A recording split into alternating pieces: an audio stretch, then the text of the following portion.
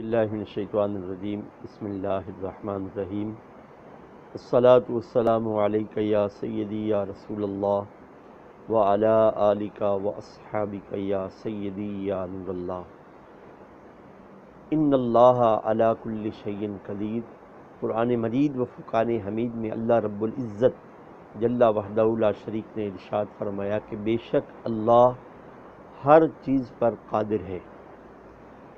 حضور سیدنا غوث اعظم رضی اللہ تعالی عنہ پیران پیر دستگیر الشیخ سید عبد القادر جیلانی محبوب سبحانی شہباز لامکانی میرا محی الدین جیلانی الحسنی والحسینی غوث العظم سمدانی رضی اللہ تعالی عنہ اپنے مریدین کے ساتھ بازار میں جا رہے تھے۔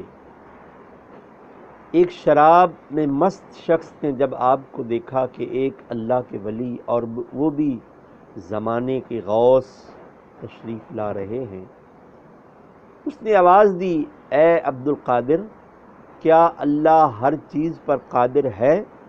آپ نے ارشاد فرمایا، بے شک اللہ ہر چیز پر قادر ہے۔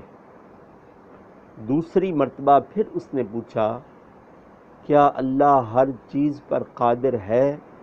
آپ نے ارشاد فرمایا کہ بے شک میرا اللہ ہر چیز پر قادر ہے۔ تیسری مرتبہ پھر اس نے پوچھا، کیا اللہ ہر چیز پر قادر ہے؟ آپ نے فرمایا بے شک اللہ ہر چیز پر قادر ہے۔ یہ سن کر حضور سیدنا غوث اعظم رضی اللہ تعالیٰ عنہ ہوش ہو گئے۔ جب ہوش میں آئے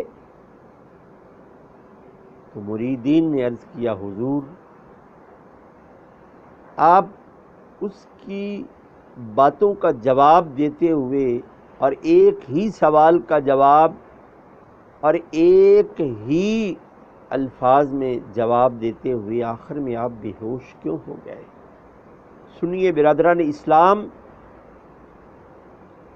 حضور سیدنا غوث اعظم رضی اللہ تعالی عنہ نے فرمایا، جب اس نے پہلا سوال کیا تھا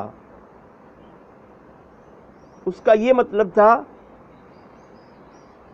کیا جو رب تجھے اس مقام پر بنانے پر قادر ہے، کیا وہ رب اس مقام پر مجھے بنانے میں قادر نہیں ہے؟ میں نے کہا بے شک۔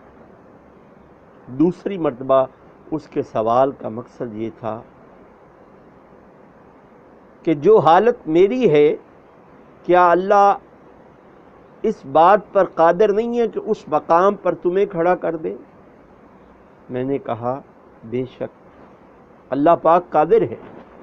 تیسری مرتبہ اس کے سوال کا یہ مطلب تھا، کیا اللہ اس بات پر قادر نہیں ہے کہ جو مقام اس نے تمہیں عطا کیا ہے وہ واپس لے کر مجھے دے سکتا ہے؟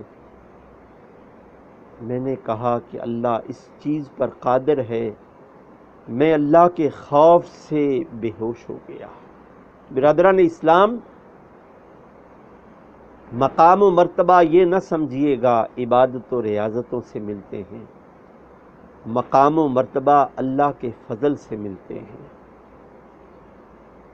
مقام و مراتب اللہ اور اس کے رسول کے فضل سے ملتے ہیں۔